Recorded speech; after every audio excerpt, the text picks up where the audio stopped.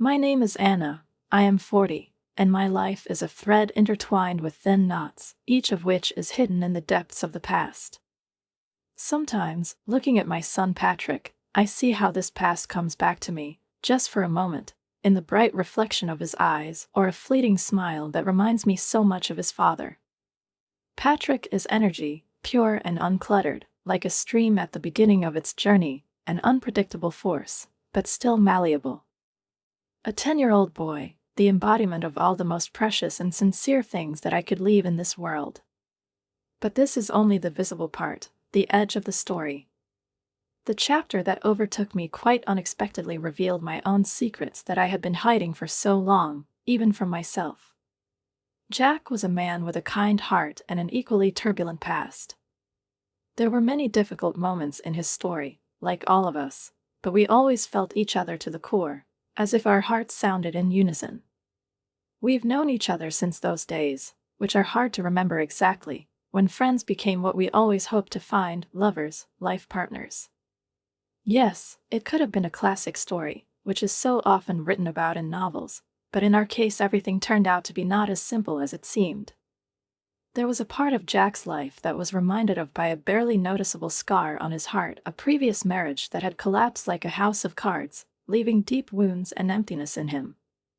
Their house was cold, devoid of the joyful cries of children. His ex-wife left, leaving a lot of unanswered questions in Jack's soul. And that's when I appeared, exactly at the moment when our fate seemed to have been planned in advance. Our lives crossed, and everything fell into place. Our marriage was modest, almost secret, but no less significant. Only close friends, a few relatives, those who were really dear to us, supported us on this day. I remember how the room looked, soaked in warmth, quiet smiles, a few bright words, and Jack's family, which I had yet to understand. Most of the family members accepted me with a sincere heart, but there was one, his younger sister Laura, and her look, which made me feel uncomfortable.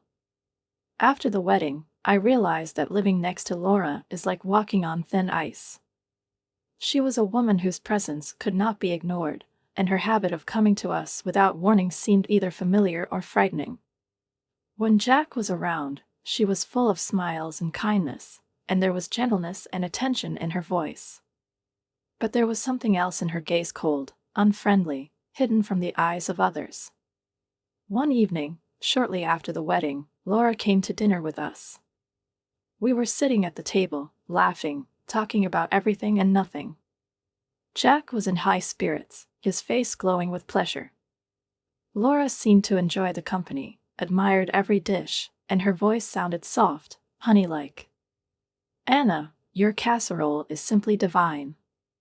You definitely need to give me the recipe," she said, smiling, her eyes fixed on me, but I felt something sharp in that look, something that I could not understand. Laura and I are two worlds that will never cross, no matter how much Jack would like it. Our union with him was not just an accident, not a whim of fate, but something more than Laura, it seemed, could never understand. She grinned and rolled her eyes when I quietly replied that Jack and I loved each other, that this was the basis of everything that mattered. Her piercing gaze, full of contempt, penetrated to the very essence of my words. Love? Come on, Anna, don't pretend. You just saw a chance and jumped at it. Just don't forget to look back. Her voice sounded cold, and every word was like a blow. Our conversations with Laura have always revolved around this, around her hidden accusations, her eternal hints, which I am so tired of. It was a closed loop, an endless circle of veiled threats, in which I felt a hidden dislike, although I could never prove its existence. I wanted so much to talk to Jack, to open up to him, to let him see her true identity, but something stopped me. Maybe it was his blind affection for his sister, his desire to see her only on the positive side, despite everything. I knew that such a conversation would break his heart. He loved Laura and seemed to turn a blind eye to her barbs and harsh remarks. And so I kept quiet, hoping that maybe one day she would see the truth and leave us alone. Patrick, the poor boy, bless his heart, tried to stay away from these invisible fights of ours, but children always feel more than we think. One day he came up to me, his eyes were serious and wary, and he asked quietly, "Mom, why doesn't Aunt Laura like us?" I hugged him tightly, whispering that Laura was just different, that not everyone needed to understand us, and most importantly, we had each other. But deep down I knew it was a lie. With each visit, with each of her caustic remarks, with each time she crossed the threshold of our house, I felt my patience crumbling, as the world that Jack and I had so diligently built began to crack. Our house was happy in full view of the world, but in the moments when Laura appeared next to me, I felt a shadow fall over us, hiding from others what was really happening. One day, things went too far. That evening, Laura came in especially displeased and spoke with fury in her voice about how I was taking away from her brother everything he deserved. How I ruined his life, how I could never be a real part of their family. Her words left marks in my soul like blades, and finally I couldn't stand it. "Listen, Laura," I pushed away my fear, swallowed my pride, and finally said what had been on my lips for a long time. "I do not know what your problem is, but this is my house, and I am your brother's wife, whether you like it or not. So stop acting like you're the boss here. Either start treating us with respect, or don't come here anymore."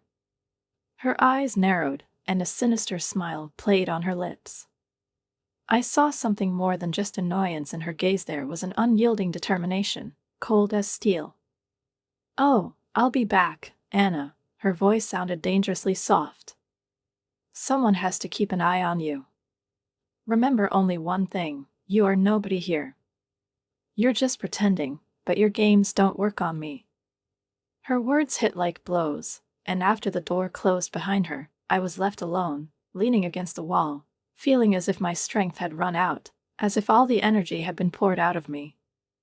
It was like living with a ghost that would never leave us alone. Laura, for Jack, she remained the epitome of mercy and care, always ready to help, always sincere in her compliments, praising our house, my dishes. But the moment Jack turned away, when he was out of her field of vision, the mask would fall, and my heart would fall with it. Playing in this precarious house built on fragile compromises, I could foresee how Laura would grin if left alone with me. Her eyes, wandering warily and coldly around the room, as if looking for something to find fault with, what flaw to discover. Her gaze was like a lantern, searching for dirty spots where everything seemed to have been cleaned to a shine. At such moments, it seemed that her pleasure was to force me to show weakness, to destroy my peace. "Do you think you've caught the golden ticket by tying your life to my brother?" Her voice was filled with disdain. There was a defiant gleam in her eyes that made bitterness rise in my chest. I swallowed, but clenched my teeth, forcing myself to smile, even if that smile was more a mask than an expression of feelings. "Laura, I love Jack. It's not about money or convenience.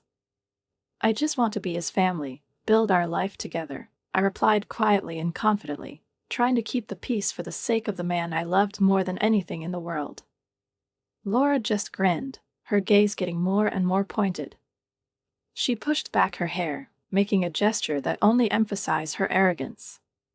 "Family?" she said, tilting her head mockingly. "You and this child of yours are just an extra burden that he, for some reason of his own, decided to pick up. Don't worry, Anna, I can see right through you. You're a stranger here." Her words, like poison, penetrated to the very core of my being, hurting deeper than I would like to admit. But I kept my composure. All in order for Jack not to see this constant discord in us. He loved his sister, despite her harsh, sarcastic remarks, despite her cold gaze. And I tried to cope, to accept, for his sake, for the sake of our unity. But at every meeting, in every joint meeting, Laura's ambivalence became apparent. When Jack was in the room, she turned into a caring sister, always admiring, always smiling, as if our presence filled her heart with joy. But as soon as he came out, her gaze instantly changed. It became like ice. Her words turned into stilettos aimed directly at my heart. Sometimes I tried to discuss this with Rachel, my best friend, a woman who always knew how to give sound advice. Sitting in my favorite cafe, I told her about Laura, trying to make sense of her dislike. Anna, Rachel shook her head, looking at me with a warm smile. Why are you even worried about her? It's obvious that she's just a constant source of trouble. I just sighed, leaning over a cup of coffee, enjoying its warm aroma, which for a moment distracted me from all my worries. I know, Rachel, but she's Jack's sister. What can I do? I can only hope that one day she will understand us. That he will understand how important our happiness is to him. But deep down, I understood, people don't change. Laura was like a heavy thundercloud that forever hung over us, a harbinger of a storm from which there was no escape, which at any moment could burst out with lightning and showers, washing away everything in its path. And yet I clung to hope, to a quiet wish that one day she would relent, that she would come to a realization, if not for me, then for her brother. As for Patrick, his innocence was the only shield against the cruelty of the adult world. He was too young to realize what lay behind Laura's soft smiles and warm hugs. He just saw her as an aunt who sometimes hugged him, laughed, and did everything to make him smile. I tried my best to protect him from what was hidden in her gaze, from that contemptuous spark, which, fortunately, he could not yet read. For me, it became the most important task to protect him from this, to keep his childhood intact, free from these subtle games, from resentments and family disagreements that could overshadow his life. He deserved a simple, joyful childhood, and I was ready to make any sacrifice so that this shadow would not touch him. We lived in silence, shrouded in a web of family secrets, in an atmosphere where tension was secretly accumulating, ready to break out at any moment. I had no idea that the thin threads of our past were about to unravel so abruptly, with a force that none of us could have foreseen. But I couldn't let her, Laura, win, couldn't let her constant jabs and contempt destroy what Jack and I had and deprive Patrick of a bright faith in kindness. I had to be strong for Jack, for our son, for our family, which was more to me than just a union for comfort or status. I believed that someday everything would be settled. Laura will probably understand that my love for Jack is sincere, that I am not here for convenience, not for her imaginary golden ticket, but for the sake of my family, in order to build a life with him that we both deserved. And so I kept holding on, kept putting on a good face every time we met, hoping that one day the poison of Laura's words would become just a distant memory. But my hopes, as it turned out, were as weak as fragile glass. It was a day that seemed ordinary until the bell rang and my world shattered into before and after. 3 words. 3 short words that pulled me out of the usual flow of life, throwing me into a whirlpool of pain. He's gone forever. The dry words of someone else's voice, words that couldn't seem to be true. But they were true. Jack, my rock, my only one, the man with whom I linked my dreams and future, is gone, leaving Patrick and me in a lonely and frightening world. I knew that I would have to tell Patrick, my bright, cheerful 10-year-old boy, who so sincerely believed that the world was a place of kindness and justice. I found him sitting in his room, and when I said those words, his face was distorted with pain. He hugged me, burying himself in my shoulder, and sobbed, muttering through tears, "Why, Mom? Why did he have to leave?" And I had no answers, no words of comfort. Just my quiet screams, which I tried to hold back, and the aching emptiness in my soul. All this time, while we were preparing for the funeral, as if plunged into a cold sea of cases and condolences, amid endless tasks, tears, and support from friends and family, I noticed Laura's absence. She wasn't there. She didn't call, she didn't come. She didn't seem to notice our grief, as if her brother's death was just a temporary inconvenience for her, not worth her attention. The day of the funeral came. The weather was gloomy, the air was filled with heavy silence, as if the sky was grieving with us. People in black suits, soft, restrained sobs, quiet words of sympathy, everything seemed plunged into darkness. Patrick held my hand, squeezing it so tightly that I felt his small fingers like an anchor, saving me from drowning in this sea of sorrow. And then, just at the most solemn and painful moment, Laura appeared. She was late, choosing a moment for her exit that attracted all the attention to her. She stepped into the hall in a revealing black dress that looked more like a statement of her status than an act of respect for her brother's memory. Her clothes, all in glitter and pretentiousness, spoke of her expensive tastes and at the same time of a complete lack of sensitivity to the situation. She seemed to radiate some kind of strange, almost deliberate contentment. Her face was calm, without a trace of sorrow, and it seemed that her appearance was not a mournful visit, but something else, some kind of her own show in which she was the main character. She walked through the crowd, her footsteps echoing in the silence, as if she had decided that the whole ceremony should stop for her sake. I looked at her, amazed by her indifference, her posture, her contempt for these moments when all our pain was exposed and seemed endless. Her tardiness, her attire, her distant expression, it was all a betrayal, a mockery of Jack's memory. I stood hugging Patrick, feeling the weight of grief and the silence of the ceremony rise in waves, and in each of them there was something that made me clench my lips, trying to hold back tears. There was anger in her heart not only because of the loss of Jack, but also because of Laura, her icy indifference, her piercing gaze, which said that for her this moment was nothing more than an ostentatious event.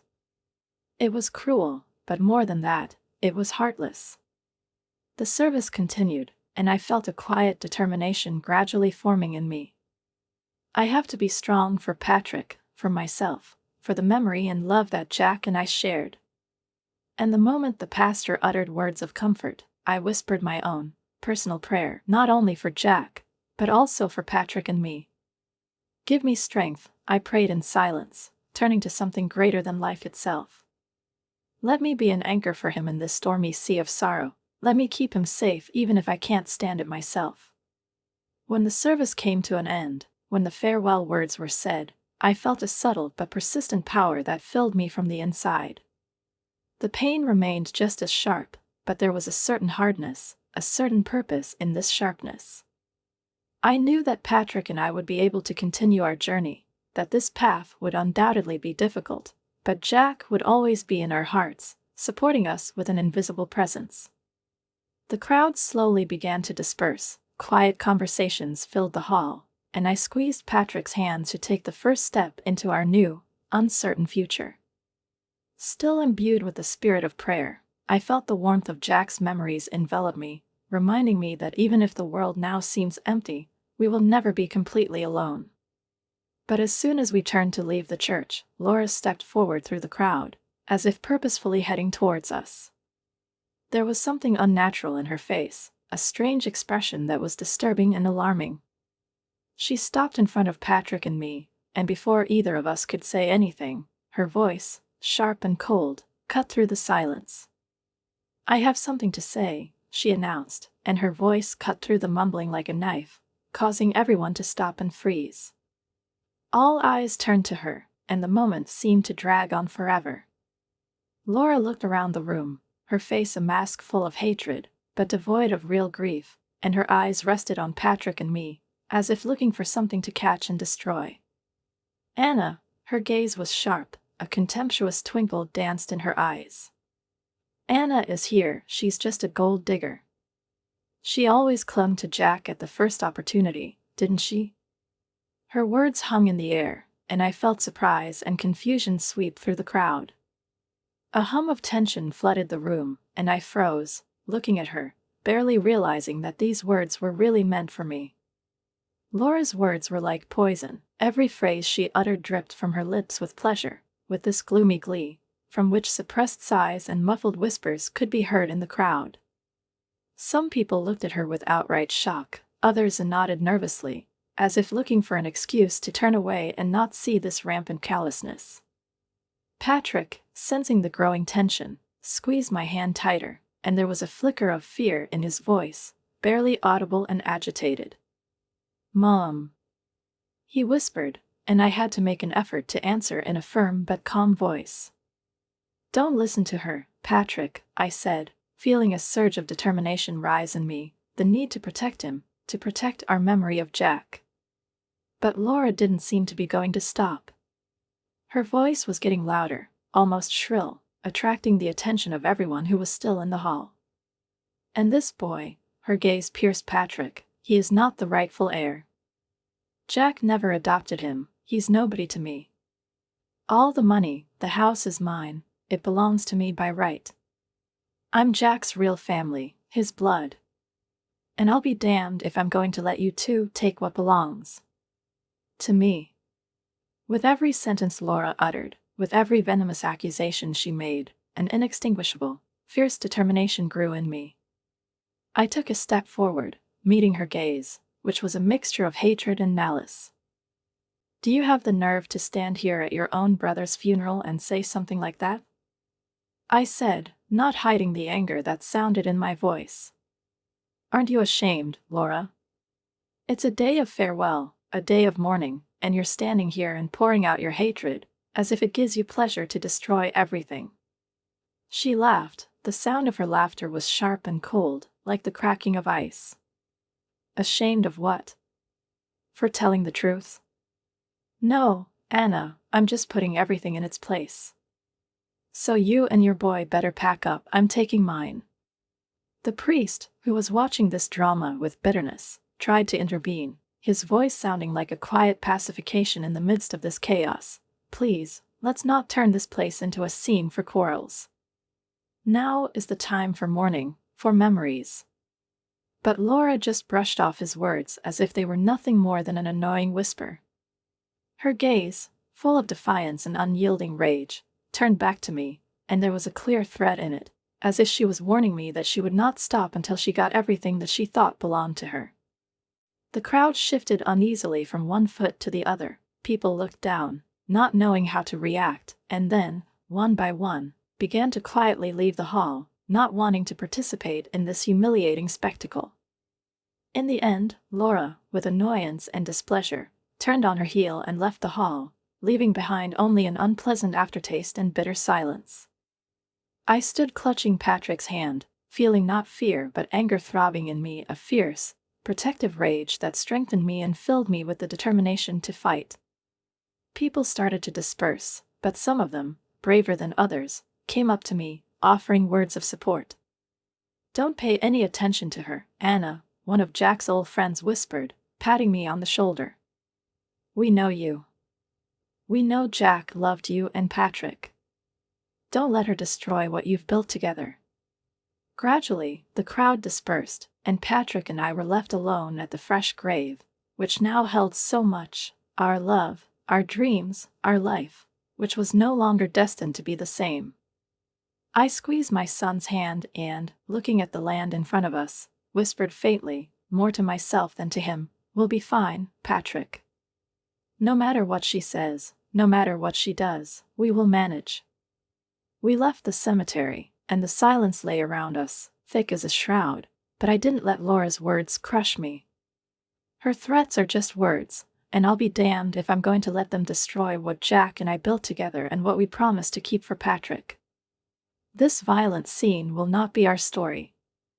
We were stronger, hardened in the fire of trials, and when I left the cemetery, I knew that Laura had chosen the wrong woman to try to crush her with the power of her poison. For Jack's sake, for Patrick's sake, for him and me, I was ready to fight, and I knew I wouldn't give in. The days after the funeral were like a shaky, viscous current, filled with silence and whispers. The house was filled with the echo of absence, a ringing emptiness that seemed heavy and suffocating. Patrick moved through the house cautiously, as if he was afraid to disturb the fragile memory of his father. I saw him stop in front of things that held warm memories, look at them for a long time, with a kind of childish sadness and tenderness. One day I caught him with a model airplane that he and Jack were building together. He held her in his small hands, looking at her as if she were a living reminder of her father. "Mom," he said, softly, as if he didn't want to be heard. "Dad promised that we would fly this plane in the park. Just him and me." I pulled him to me, trying not to burst into tears, hugging him to my heart, which still ached from the loss. I know, honey. We can still fly for him. For his sake, I whispered, promising myself that I would fulfill everything he left us. One evening, when I was trying to make dinner out of what I found in the fridge, there was a knock on the door. I opened it and saw Rachel, my closest friend, whose face was full of sympathy and concern. She walked inside, and her presence suddenly brought a sense of calm to the house that I hadn't felt in so long. "Anna, how are you holding up?" she asked, putting her hand on my shoulder. I sighed, feeling the weight of the world hold me down, and the words came out of my mouth before I could stop myself. "As much as I can." "Laura, she's doing everything she can to make the situation even more unbearable. She's threatening to take everything from us, Rachel. All that's left of Jack." Rachel pressed her lips together. Her gaze became firm and determined. "This woman is a real piece of work," she said through gritted teeth. "Don't worry, Anna, we won't let her push you around." Her words were like a warm light in the cold darkness. I felt that this moment was a small island of normality in the chaos of grief. We sat in the kitchen, sipping warm coffee, and I suddenly felt my fears and fatigue spill out. I talked about my fear for Patrick, my anger, and the exhaustion that came over me every time I thought about the future. Patrick was so young, he still didn't understand why his father had left, and why his aunt, who used to hug him, was now following us like an enemy. And I'm just tired of being strong, tired of hiding my grief. Rachel squeezed my hand, her eyes full of sincerity. "You're strong, Anna. Stronger than you think. And you have people who care. We will support you no matter what happens. Laura won't get away with it." Her words wrapped me in warmth, reminding me that I wasn't alone. As the days went on, the sense of loss and the growing threat that Laura dragged like a shadow grew with them. I noticed Patrick standing by the window more and more often, his small face frowning in thought, as if trying to find answers where there were none. Life did not stop, despite the desire to go into silence and sorrow. The bills had to be paid, Patrick had to be taken care of. And as if pain and longing weren't enough of a burden, Laura's venomous words still echoed in my thoughts. And then one day, Laura came back like a hurricane. Her appearance was like a thunderstorm that broke out in the middle of a quiet day. She burst into the house, slamming the door with such force that the walls shook. Her eyes were wild, and she clutched a crumpled copy of the will in her hand. Her face was contorted with rage. "This is a hoax," she screamed, waving the will as if it were a flag signifying her anger. "Everything to Patrick. What about me? I'm his sister, and he left me only scraps." Her voice, sharp and cutting, was like the scrape of nails on a blackboard, and I felt a wave of anger rising inside me. Patrick was in the next room, and I saw fear flash in his eyes when he realized what was going on. I leaned against the door jamb, feeling my last patience running out. "Laura," I said coldly, trying to keep myself from screaming, "this is what Jack wanted. Everything is legal, everything is according to the rules." Her laugh, short and bitter, cut through the silence like a blade. "Is it legal? What the hell is legal? He never adopted Patrick, so nothing belongs to him. And you too." This time I couldn't hold back my laughter. It was laughter not from joy, but from the absurdity of the situation, from the utter absurdity of what was happening. "Oh, Laura, you still don't get it, do you?" I said, looking straight into her eyes. "Patrick didn't need an adoption. He was Jack's son, our son, even before you started building your theories about inheritance." Her face paled, her eyes widened in disbelief and perhaps in a faint shadow of fear. "No, it's impossible," she said, almost in a whisper. "You're lying." I went to the closet, opened one of the drawers and pulled out a stack of documents, never thinking that I would have to do this. I put the papers on the table in front of her. "Here they are. Paternity tests, birth certificates. Everything is in black and white. Jack has always been his father. Laura took the papers, her hands shaking as she read the lines that contradicted her words. Her gaze skimmed over the lines, and her face gradually lost the confidence that was there a minute ago. "This can't be happening," she whispered, but she knew it was true. She saw the truth, saw that her accusations and arguments were empty. And in that moment, when reality finally dawned on her, I saw something I never thought I would see. Anger, hostility, contempt, all this disappeared, leaving in front of me a woman stripped of her power, her mask. "Jack loved Patrick," I said, trying to keep my voice firm and calm. "He loved us. He valued our family above all else. And you were chasing shadows, trying to destroy what was most dear to him." Laura stood in front of me, speechless, her face contorted with pain and confusion. For a moment, it seemed like her world had really collapsed, and she was finally confronted with the truth that she had denied for so long.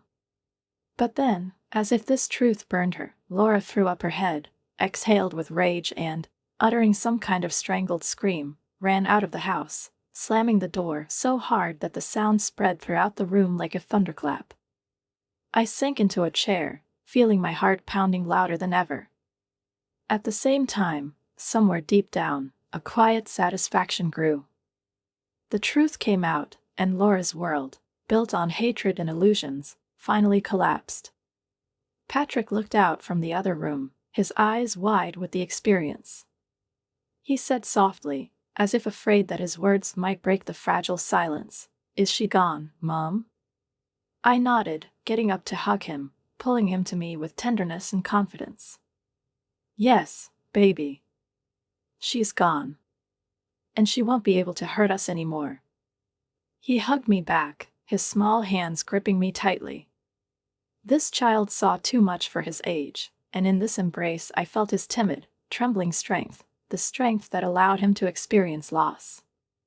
"I wish Dad was with us," he whispered, his words echoing with pain. "But he's gone, and now it's just you and me." "Yes, honey, we're alone. But we'll manage," I whispered, stroking his hair, calming him, and maybe myself too. We were on the threshold of a new stage, two against all, two against the hatred and greed that Laura had brought into our lives. But we had the truth, and that was enough. I knew that we would go through whatever we had to face along the way, because we were together, just me and my boy. The scene of Laura's departure remained in my memory as something final, like the end of an era filled with bitterness and tension. Her exit was both chaotic and sad, a mixture of anger and despair. The door slamming behind her felt like a sign of the end of all these painful conflicts. I hoped it was the final touch of her impact on our lives. Weeks passed, and whispers about Laura began to reach me through gossip and neighborhood conversations. The Grapevine area, as always, was buzzing with discussions of recent events, and Laura's name was constantly on the lips of residents. I found out that her life began to crack at the seams. She was overtaken by debts that consumed her completely. It turned out that all this time she had been gambling and spending large sums, hoping that the money from Jack's estate would save her. But when those hopes were dashed, her carefully constructed house of cards crumbled to dust. One evening Rachel came to me with another piece of news. She snuggled down on the couch and whispered excitedly. I nodded wearily, feeling her words gradually sink into my consciousness. Words, fragments of rumors that she was mired in debt, barely making ends meet, that her life was full of misfortunes caused by her own decisions. It turns out she's practically drowned in loans, Rachel continued, her eyes wide with surprise and concern for me. She put everything on the line to get Jack's money, and now she's paying for it in full.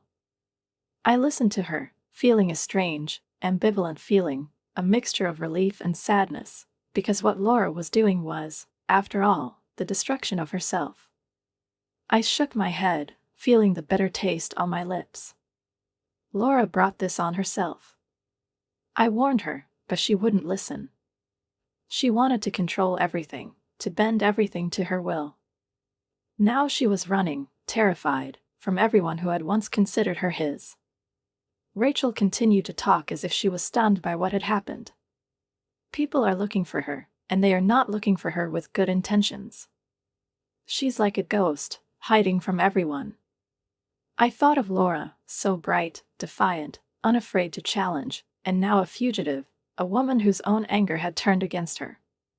Mixed feelings flared up inside me, a bit of relief, but next to it there was a shadow of pity. As bitter as it was to admit it, I felt sorry for her, as one feels for a person who could not defeat his own demons. I sighed heavily, rubbing my temples to relieve the tension. "What a mess," I whispered, barely audible. "I can't say it's surprising, but God, what a waste." Rachel nodded, her face hardening. "Yes, it's a dark story. All this shows that greed and revenge, once they take over the mind, can lead to complete collapse." We both fell silent, lost in thought, realizing that Laura had chosen her own fate. Soon the conversation changed, life continued to move again, but the memories of Laura lingered in my thoughts for a long time, like a dark reminder of how quickly you can lose everything when greed becomes the steering wheel. It became a lesson, albeit a dark one, about what anger and envy lead to. Patrick, sensitive to the slightest changes, one evening quietly asked me, "Mom, what's going to happen to Aunt Laura?" I looked at his young, worried face, full of anxiety and sincere curiosity. "I don't know, honey," I replied, trying to choose my words carefully. "She made the wrong choice. She will have to face the consequences." Time passed. Days turned into weeks, weeks into months. The chaos that Laura had brought into our lives gradually began to subside, becoming more and more distant, like a heavy but fading scar. Patrick seemed to have returned to his old life. His progress in school went up the hill, smiles became more frequent, and laughter regained a sincere, ringing note. I also began to find balance, slowly settling into the new reality in which we were alone, just me and my son. One evening, when the evening light had already begun to fade, Patrick and I were sitting on the porch, watching the sun slowly sink below the horizon. The sky was painted in warm colors, silence enveloped us, bringing peace with it. Patrick was sitting next to me, chatting about his day, the usual swirl of school stories, small victories and discoveries that the world of a 10-year-old boy is full of. But suddenly his voice changed to a more serious one, and he fell silent, looking at me. "Mom, do you ever miss Dad?" he asked softly, and the question caught me off guard. My chest tightened and a lump formed in my throat. I leaned towards him, trying to speak calmly, but my voice still trembled treacherously. "Every day, dear. Every single day." He nodded, clinging to me, and his words, full of childish wisdom, warmed me from the inside. "I miss you too, but I think we'll be fine, just the two of us." I hugged him, and a smile broke through the impending tears, quiet, but full of love. "Yes, honey, we're not just going to be fine, we're going to be great." And it was true. Despite the pain, the trials we've been through, we've become stronger. Looking at Patrick, at this little man who had endured so many hardships, I felt an inexpressible pride. Our conversation was interrupted by a knock on the door. I got up and opened it, meeting Rachel. She was holding pizza boxes in her hands, and her face was beaming with a smile. "I think you guys are hungry," she winked, bestowing her kind care on us. Patrick, hearing about the pizza, forgot all his seriousness. His eyes sparkled. "Aunt Ratch, you're the best," he exclaimed, and there was joy in his voice again. We sat down at the table, this small, impromptu family, and laughed, sharing slices of pizza as if it were a holiday. It was such simple, humble moments that I appreciated the most. They were a living reminder to us of what we had been through and what lay ahead. Our lives were changing, the world around us was becoming different, but this comfort, this simple joy filled me with confidence. Later, when night fell on our house, and we sat in silence, wrapped up as if in a warm blanket, I looked at the stars above us and thought about the future, about what it might bring. This future was unpredictable, like the sea before a storm, but it belonged to us. And I made a silent vow to myself, to move on, to love, to remember the past, but not to let it define us. There was a whole world in front of us, and I was ready to face it with my head held high. Patrick was next to me, and looking at him, I knew everything would be as it should be. We moved forward to the new day with an open heart and readiness for whatever happened.